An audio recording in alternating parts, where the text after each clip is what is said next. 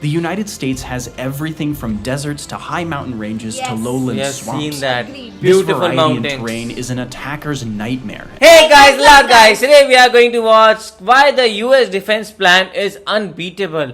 So US, is very separated land from Europe and Asia, and you can say all the big countries, all the major countries, and they are very, very far away. And the borders that they have with Canada and Mexico, they have very good friends. So yes, as far as land borders are concerned, they are very good. But what is their defense plan? So that we'll get to know in this video. So let's start the video.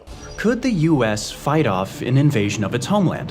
That question has been burning a hole in the brains of Americans since before the Cold War began in 1945, and continues to do so even today. The United States military is currently one of the most well-equipped and advanced militaries on Earth. Yes, But would they everybody be knows able that. to defend the country from a highly sophisticated and all-out assault? The US spent around $877 billion in 2022 on defense, so one would certainly hope that all those tax dollars are going to something 877 useful. billion. Huge number. So, what would a potential invasion of the mainland United States look like? What factors would influence the outcome, and how would the US respond? First things first, has the US ever actually been invaded? I don't Let's think so. look at a few examples and see what the results were.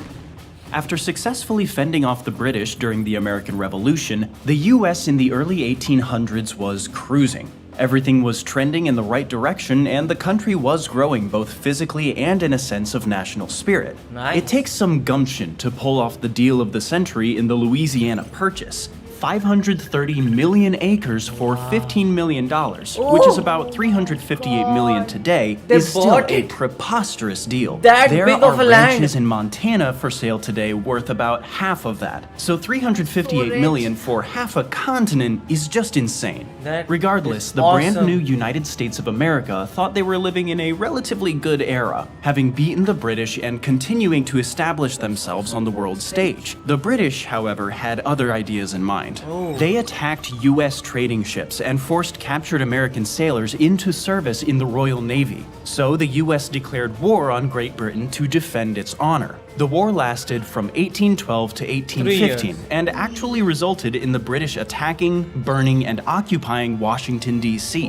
The British troops burned a large portion of the city, including the White House and the Capitol I building. thought the US would President have won. James Madison and his government had already been evacuated, but this defeat still brought great shame upon the young nation. This was the only time in US history that a foreign army had occupied the nation's capital. Only Peace was eventually time. negotiated, and And it no was one really once. won the war. But the Americans would get the last laugh as Andrew Jackson and his force of backwoods farmers, pirates, frontiersmen, former slaves, and all-around ruffians defeated an experienced, tough, and numerically superior British force in about 30 minutes in the Battle of New Orleans. The next time that the United States was invaded occurred during the Mexican-American War. The event that actually triggered the war was when Mexican forces attacked US soldiers patrolling the Rio Grande.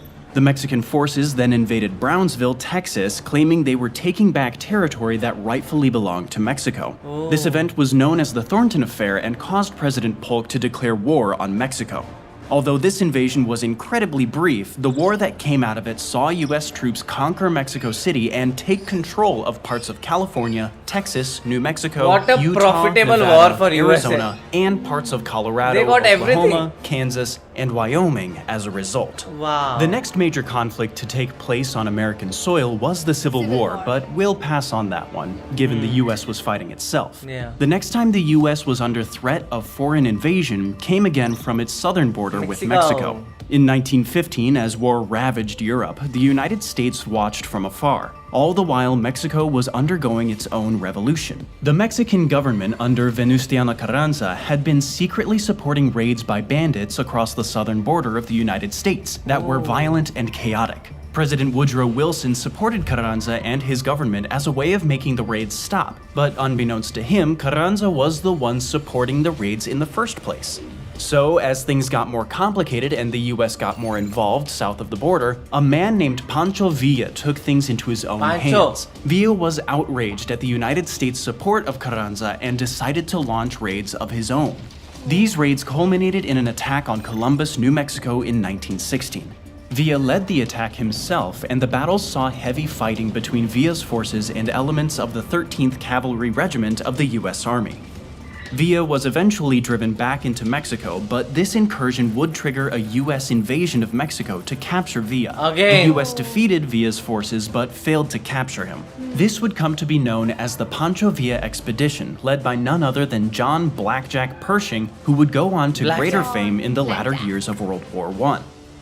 Mexico would again be caught up in a possible invasion when the Germans in World War I tried to get Mexico to launch a large-scale invasion of the southern US if America entered the war against I also Germany. thought the same. In return, they were promised some of their former territory in want to Texas, attack New USA, Mexico, it's to and Mexico. Arizona. The Mexican government turned them down, but this communication got leaked and actually became one of the key justifications for the US joining the war.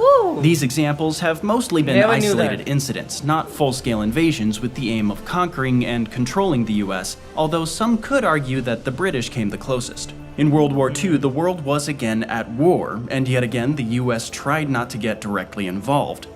That all changed on December 7th, 1941, when sea and air forces from Imperial Japan launched a surprise attack on Pearl Harbor, Hawaii, as well The as worst coordinated mistake. strikes on other US forces around the Pacific right after. As devastating as this attack was, it did not constitute an invasion, as the Japanese forces did not seek to conquer Hawaii, only inflict as much damage to US forces as they could. However, this attack was the most coordinated, sophisticated, and lethal attack on US soil to date, and served as the springboard for the US joining And World then War there was II. that fight back. The Japanese did not stop there, however, and actually invaded the Aleutian Islands of Attu and Kiska. Although Alaska was not a state at the time, it was still a territory of the US and thus an invasion. Japanese forces occupied these two islands in June of 1942 and held them until August of 1943. It was the first time since the War of 1812 that a foreign army had truly invaded American soil, and the American public was furious. There was also rampant fear that the Japanese would launch an amphibious invasion of the west coast of the US, primarily in California. These fears were mostly unfounded, as the Japanese did not have the manpower or resources to do this. That is too So in far response, away, the and US that's and in Canadian World War II militaries time. launched attacks on the islands to reclaim them. The only real fighting occurred on Attu, as the Japanese had secretly withdrawn their forces from Kiska before the Allied attack. Attu was a bloody affair, as Japanese and Allied soldiers fought for every inch of ground in horrendous weather. With their backs to the sea, the Japanese commander Yasuo Yamasaki ordered a banzai charge with all of his remaining men. The charge caught the Banzai? Allies by surprise and broke through to their rear echelon units. The Americans and Canadians recovered and through brutal hand-to-hand combat killed all but 28 of the Japanese soldiers on the island. With the Allies reclaiming the Aleutian Islands, they began turning up the heat on the Japanese Empire, and we all know how that one ended. This is like a On the fat other side of the electrician map, story. and allied with the Yeah. Japanese, you have Nazi Germany, whose insatiable conquests of Europe terrified the entire world. The American public thought that once Hitler finished off conquering the Old World, he would turn his sights toward the New World. Hitler did not believe the Americans were a formidable enemy, and even went as far to say that they had no real fighting strength because they had no racial purity. Very I'm big sure he lived mistake. to regret that one when Very the big Tuskegee mistake. Airmen began shooting down his vaunted Luftwaffe in droves. So while Hitler may have not thought of the Americans as a threat, he still wanted to conquer as much of the world as he could. His ambitions were mostly in his head, however, as no concrete plans for an invasion of America ever came to fruition. Not The German possible. High Command recognized that an invasion of this scale was beyond their abilities and resources at the time. After World War II and into the Cold War, many Americans became paranoid about a Soviet invasion of the US. Thankfully, nothing ever materialized. That brings us to the present, where the world again finds itself in a dangerous USA, situation. China. East and West are still at odds, always with weapons at the ready. If a foreign power, perhaps China or Russia, decided to launch a bold invasion of the US homeland, it would have to be highly sophisticated, coordinated, and move at terrifying speed. That is the only way it would work, requiring all the pieces to move in perfect synchronicity with each other. But in war, things hardly ever go according to plan. Yeah. So what would a potential invasion look like? That is the question the generals in the Pentagon wrestle with, and even they can't say with absolute certainty how things would go down. Still, It the would be missiles consensus only. is that it would come in the form of a combined arms assault, with the bulk of the invasion being an amphibious landing. All-out attack. Given the US's air and sea power, the enemies would need to maintain control of the battlefield to even have a prayer of this going well. A relevant example can be seen in the invasion of Normandy, where the Allies were able to secure air and naval superiority, giving them the upper hand they needed to push the Germans back. Additionally, in the Pacific theater of World War II, all of the American island campaigns were amphibious landings. These landings would have likely been massacres if not for the supremacy of the US air and naval forces. In any case, where in the US would foreign invaders strike first? This assault against the US would most likely come from the West Coast, as the East Coast is more heavily defended given the many major military installations and shipyards spread over its length. Of course, the West Coast has a large military presence as well, so it's only a slightly better choice. Wherever they landed, enemy troops would seek to quickly capture as many deepwater ports as they could. Yeah. The US beaches, by and large, are not consistently fortified against amphibious invasions, so if surprise is achieved, enemy forces could be rolling down Hollywood Boulevard before you could blink. The capture of ports such as Los Angeles, Long Beach, Oakland, Tacoma, and Seattle would be absolutely crucial to maintaining a strong supply line as the invasion moved into the interior. I have a bit different plan. I think so they should go via Mexico only. Because going via this and the left or the right coast would be very difficult, and they have all the centers there. So just go via Mexico or via Canada. So that would be, I think, so easy. Not easy, of course. You need Mexico or Canada to involve with you, to shake hands with you. That is the most difficult thing. But I think so that is the only way out, because that the sea way is very well It's long. defended It's a bit long also. and very well defended by America. would be the first priority. Once the invaders could get supplies ashore, they would need to be able to move them. To do so, they would probably capture as many warehouses, armories, logistics, fuel, and railroad centers as they possibly can. Not only would this ensure supplies for their own armies, but it would deny resources for the US forces. Army. It's possible for them to bring their own supply vehicles, but an amphibious invasion as daring as this would need to move quickly and not be over-encumbered with massive trucks. Yes. At They least cannot not in bring the first tanks. wave. Once a beachhead and base of supply are established, the troops could then move inland to take out strongholds and encircle large cities. As footholds are established, the great push into the interior would commence and would be a slugfest. Driving eastward would be a true challenge, but considerably easier than successfully landing an amphibious assault force. Once the tanks hit the highway of the Great Plains, who knows how far they could reach before they could be stopped. The Just goal here is get the absolute Area surprise, 51. confusion, and fear. If the invading Surprise. forces can achieve those things and establish a foothold before the US can adequately respond, then they might be in deep trouble.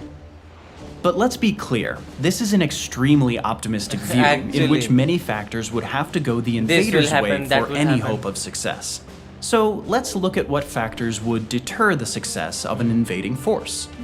First up is geography. The US has built-in moats around it. The Moats? Atlantic and Pacific moats? Oceans act as a natural defense barrier against any potential invaders. For centuries, these oceans have deterred would-be enemies from even thinking about invading, just due to the logistical challenges of getting that much men and material in place and across the Easily water. detectable. Even today, launching amphibious invasions is a massive undertaking, even for advanced and wealthy nations. So the list of who could possibly pull this off is pretty small. As Russia and previously China mentioned, together the only. most likely spot for an invasion would come from the west coast, as the east coast is more heavily defended and the southern route through the Gulf of Mexico would have invading forces surrounded on 3 sides by American air and naval bases. Not to mention that this area of the country has the potential for devastating hurricanes half of the year. Not exactly ideal conditions for thousands of men sitting on boats. Ask the Mongols how that one turned out when they tried to invade Japan. That is Once not good. inland, geography is still on the side of the defenders. The United States has everything from deserts to high mountain ranges to Yes. lowland We have swamps. seen that. Agreed. This Beautiful variety mountains. in terrain is an attacker's nightmare, as this will require a diverse set of equipment and skills to overcome each one. That being said, if the invading troops were to get a foothold in the mountains, getting them out would be very tough. However, if the invading troops outpace their supply lines at the wrong time of year, they could find themselves not prepared for the weather, and Mother Nature has no mercy. No, not at all. Desert warfare is extremely different from fighting in the Grand Canyon. alpine climate of the Rockies or down in the muggy, oppressive heat of the South. So if the Chinese or Russians wanted to take the US, they would need highly trained, conditioned, and well-supplied troops to be able to maintain their high-speed offensive. They if will they need don't, US they troops risk only. getting bogged down in a protracted US war. troops against Guerrilla US forces have utilized terrain to their advantage since time US is immemorial, so and it would strong. be no different in the US. Even the thought Have is, you ever driven thinking through the about back roads of West attacking on Virginia US or is the stupidity, swamps I of feel. Louisiana? So as you can see, geography plays a massive role in the outcome of an invasion for both the attacker and the defender. Now we have to acknowledge that there are other ways into the US. What if the attackers don't attack either coast? If somehow Canada or Mexico agree to let invading forces use plan. their border with the US, plan that go. could potentially Let's go. cause major problems. Now, this might seem outlandish, but stranger things have happened. Mexico or Canada could be coerced or bribed into this, but if they did, it would surely end badly.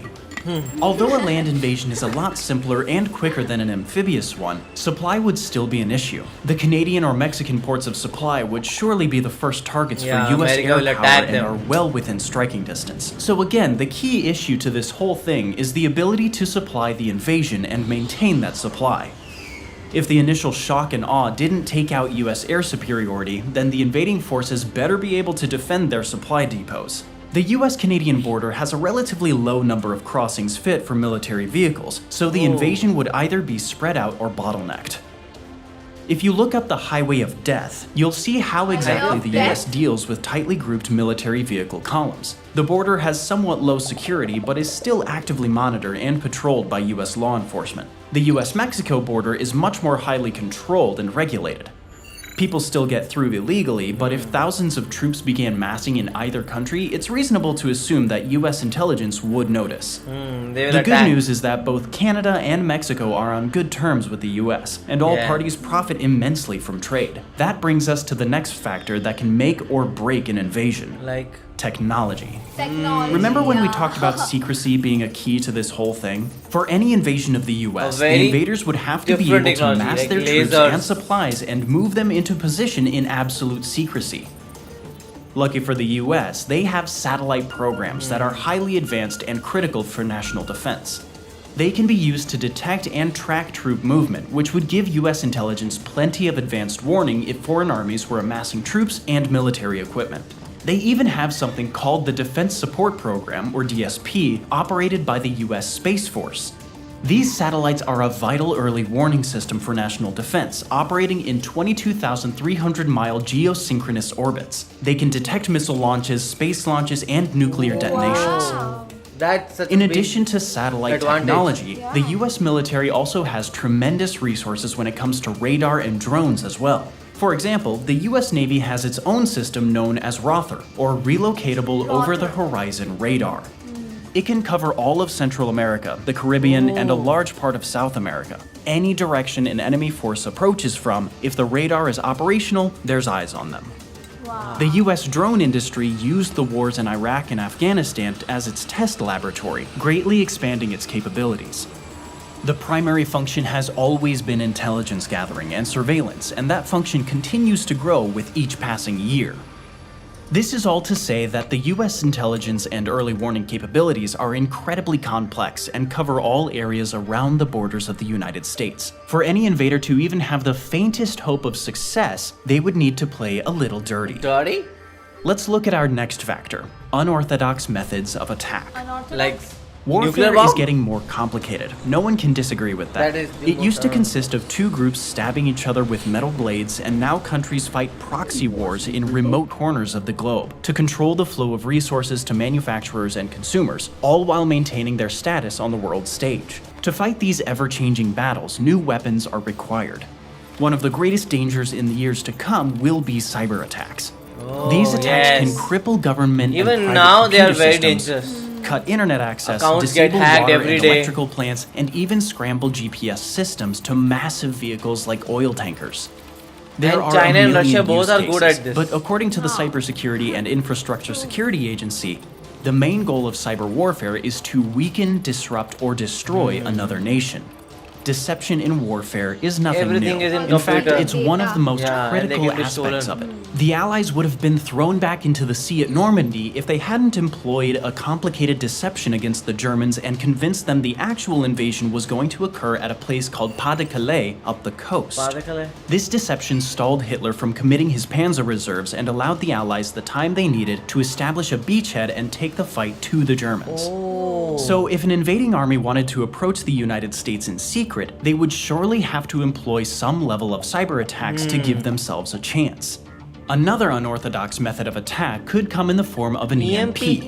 This stands for electromagnetic pulse and is essentially a brief burst of electromagnetic energy.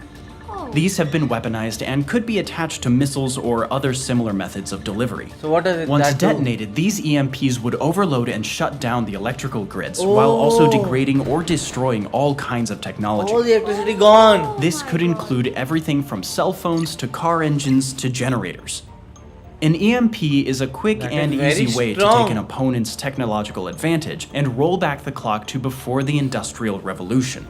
So while America was blind and deaf to the outside world, trying to figure out what happened, an invading army could use the chaos as the perfect opportunity to strike. This is a good Technology plan. aside, another more practical method of softening up an area for invasion is good old-fashioned military sabotage. Military sabotage. It's not a secret that US air and naval power are second to none.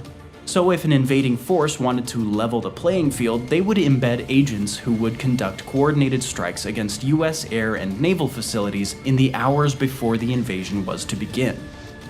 Now, I know what you're thinking. US Those will get to facilities know. have extreme levels Yeah. of security, and you are correct, but that doesn't mean they're impenetrable. Here's another example from Normandy. The French resistance was crucial to the success of the invasion. Without the efforts to sabotage German rail and communication networks, the whole offensive could have collapsed. Some level of military sabotage could be one of the deciding factors in the outcome of a potential invasion. As Chinese philosopher Lao Tzu once said, there is no greater danger than underestimating your opponent. Oh yeah. In terms of battlefield tactics, it Lao doesn't Tzu. get more simple or tried and true than divide and conquer. In this modern era of proxy wars and cyber attacks, the weapons of war are changing all the time. With every new invention, there is a brief period when people use it for good and the overall betterment of the human but race, now it's but not. inevitably it becomes weaponized. As an example, the first flight was in 1903, and by 1911, planes were being used as weapons. In August of 1945, Within 2 8 atomic years. bombs were dropped on Japan We from a humans heavy don't bomber deserve plane. anything. Yeah. From the first flight to dropping bombs capable of decimating cities, it only took 42 years. Oh my God. It's no surprise that the internet, for all We of its know how to positives, misuse has the the thing. potential Yeah, to become. humans work like that only. We just create something and then we're like, how can we kill something with this? Yeah. That is how Like, I think this is so. so good. Like, I need something bad. And I need to hit someone with this. How can I do that? Spreading misinformation or outright propaganda can effectively divide a population and cause conflicts between family members and friends.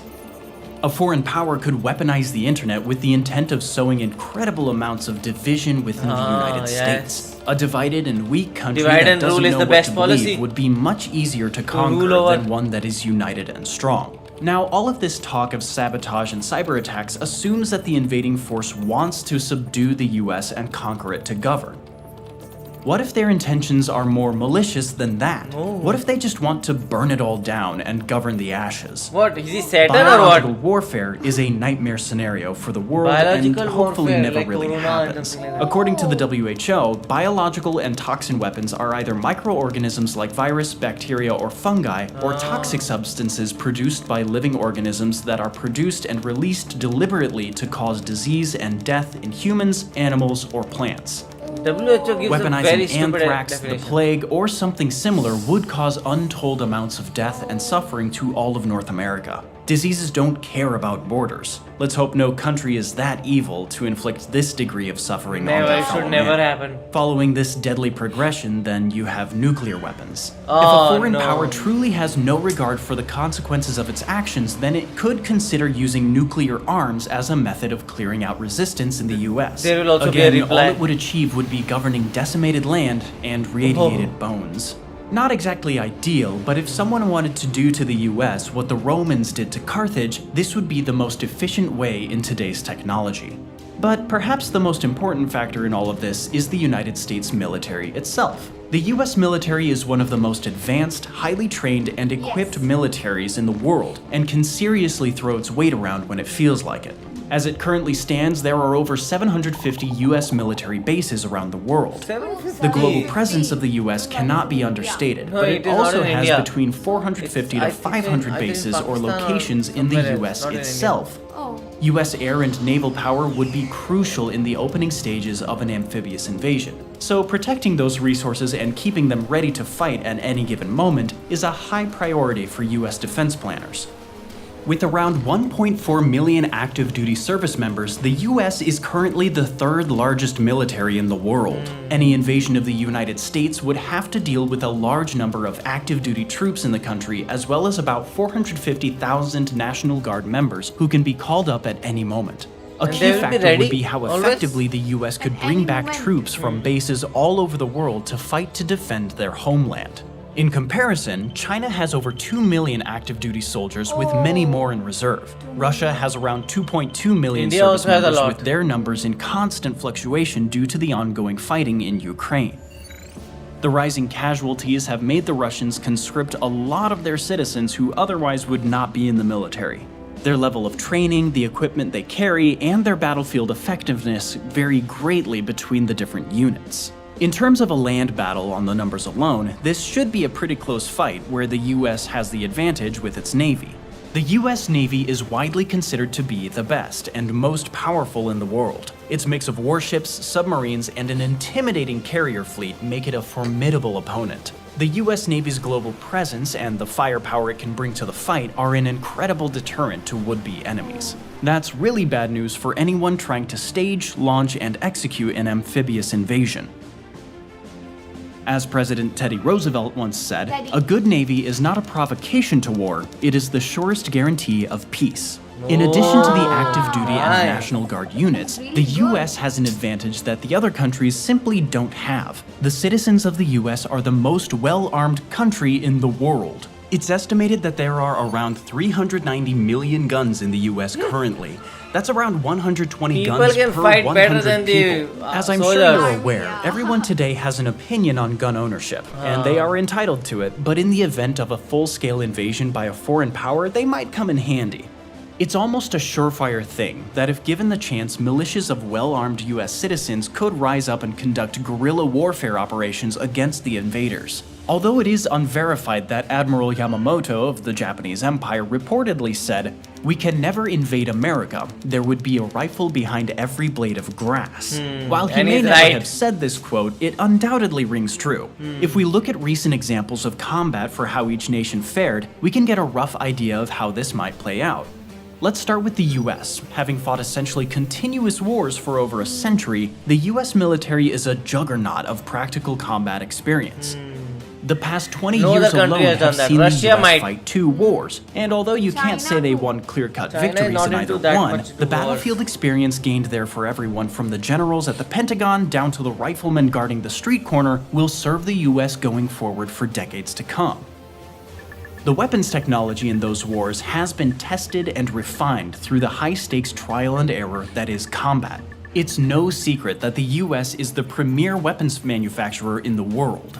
After finally leaving Afghanistan in 2021, which was a disaster, the US military is going through a phase similar to what happened after Vietnam. It's downsizing and rearming. This level of experience stands in stark contrast to that of China. They have not fought an actual war since 1979 when they fought Vietnam over Vietnam's conflict with Cambodia. The war lasted about a month and saw That's no clear it. winner. So even if US any of the fights men who 11 fought in years that war. war are still alive, it was 45 years ago as of 2024, Oh. and they would be a little on the older side. That means that all the enlisted men, junior officers, and a good amount of the senior officers have no never actual fought. combat experience. That is a major disadvantage for Of any course. army going into war. Until the bullets start flying, we have no idea how the Chinese military will actually react.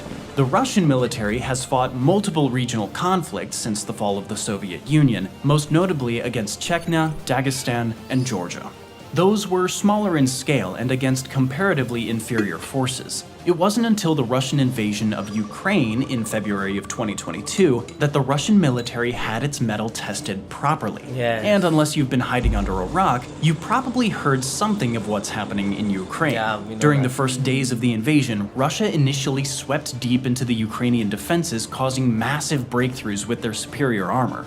The Ukrainians stood their ground, however, with a little help from Western weapons, and pushed the Russians back to a stalemate. Both sides have dug in, and the territorial gains are minimal now, but casualty figures keep climbing. The Russians continue to bombard Ukrainian cities, while See the Ukraine uses condition of the drones to target buildings. Russian ships and infrastructure. What This war is the does to largest a and most country. destructive conflict Europe has seen since World War II. And as of the production of this video, it doesn't seem like it will end anytime soon. This just proves the fact that we know that US is actually unbeatable, and how like it supports all the other countries also, and also it is very powerful.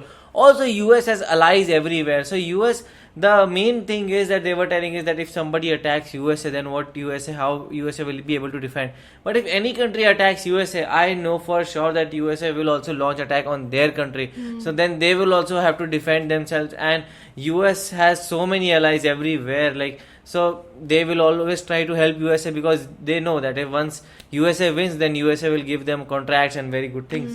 The good thing about US, what I feel is, like, it's not that a jealous country or kind of war kind of country. It never started war by their side. Yeah. And if somebody is attacking on them, then they are like, if it is good, then it is too good, and if it is bad, it is worst. And so I feel we are so glad that we have a good friendship with yes, USA. and then in World War I and II also, they were forced to join into it. Yeah. They didn't want it to join. So that is why they are so respected among all the, like, in every community, that okay, US is the boss kind of thing. So what do you guys think about it? Do let us know in the comment section below. So do like, share, and Subscribe. bye. Bye.